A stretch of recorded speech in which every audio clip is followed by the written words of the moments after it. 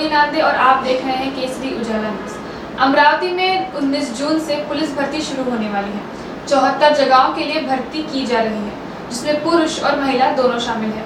Amravati police को अब तक कुल 4789 आवेदन आए हैं, जिसमें से तकरीबन 900 महिलाएं हैं। इस बारे में अमरावती पुलिस का क्या कहना है, आइए जानते हैं। अमरावती शहरात 19 जूनपासून पोलीस भरती सुरू होणार आहे। याच्यात एकूण 74 जागांसाठी भरती आहे, ज्यामध्ये पुरुष व महिला उमेदवार दोन्हीसाठी भरती आहे।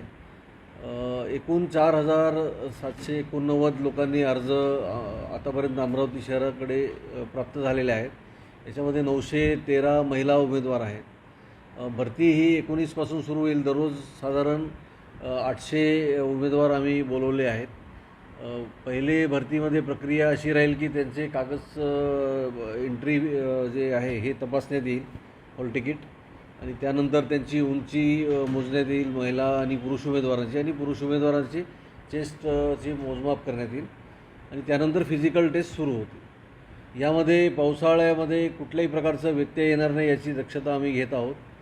त्यानुसारच मैदानाची तयारी करण्यात आलेली आहे, आणि जास्त पाऊस झाला आणि मैदान जर खराब असेल तर त्या दिवशी ते प्रक्रिया थांबवण्यात येईल, आणि नंतर दुसऱ्या दिवशी ज्यावेळेस मैदान व्यवस्थित बनवलेलं आहे त्यावेळेस त्यांना भरती घेऊन सर्वांना समान संधी आणि सर्व व्यवस्थित काळजी घेण्यात येईल।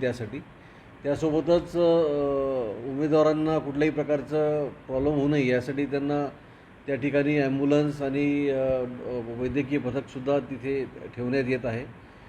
आम्ही उमेदवारांना हे सुद्धा आवाहन करतो की कोणत्याही आमिषाला बळी न पडता, कोणाच्याही प्रलोभनाला बळी न पडता हे त्यांनी भरतीसाठी यावे। भरती अत्यंत पारदर्शक पद्धतीने होणार आहे। याच्यामध्ये कुणीही दलाल, कुणीही पोलीस किंवा कुणीही नातेवाईक पोलिसांचा आहे असं सांगून आपल्याला दिशाभूल करून काही प्रलोभन मागितलं किंवा काही आमिष मागितलं तर त्याच्याकडे अजिबात कुणी लक्ष देऊ नये। अशा कुठल्याही प्रकारची भरतीमध्ये कोणतीही अशी गोष्ट होणार नाही।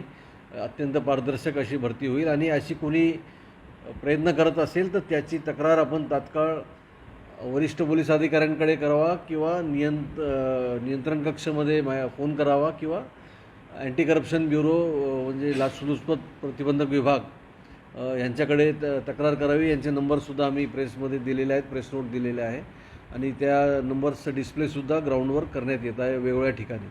तर त्यामुळे सर्व उमेदवारांना आव्हान आहे की त्यांनी बिनधास्तपणे चांगल्या तयारीने पोलीस भरतीसाठी यावे। बाहेर गावाचे उमेदवार आहेत त्यांच्यासाठी सुद्धा आम्ही वसंत हॉल जो आहे पोलीस मुख्यालयाचा, त्या ठिकाणी त्यांना राहण्यासाठी आम्ही व्यवस्था करत आहोत। ज्यांना कोणाला राहण्याचं ठिकाण नाही किंवा निवारा नाही आणि ज्यांना थांबायची सुविधा उपलब्ध नाही, त्यांनी बाहेर कुठेही न थांबता वसंत हॉल येथे येऊन थांबावे।